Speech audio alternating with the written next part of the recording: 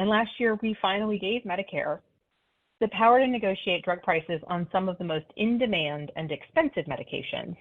And for the Medicare beneficiaries on the line, this law will also cap Medicare out-of-pocket drug costs at $2,000 per year. That begins in 2025. And for Virginia seniors with diabetes, this legislation has already capped the cost of insulin copays at $35 per month for those on Medicare. And I have heard a lot of feedback about this provision, and I know it is making a true difference. I have heard from many of you about the vaccine provisions in this bill and how we have seen the benefits. And if you don't know this already, the Inflation Reduction Act made necessary critical vaccines like the shingles vaccine free for Medicare beneficiaries. And before we enacted this, I was hearing from constituents about concerns that their doctors wanted them to take this very important vaccine, the shingles vaccine, but it was hundreds of dollars. And so making this without a copay for those on Medicare, I think, is an incredibly important way to ensure that people can stay healthy.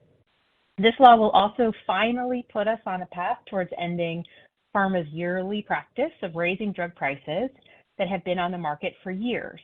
And it's important to note that for over a decade, the rising price of prescription drugs on average outpaces inflation year after year, even in the years when we've had significant increases in inflation.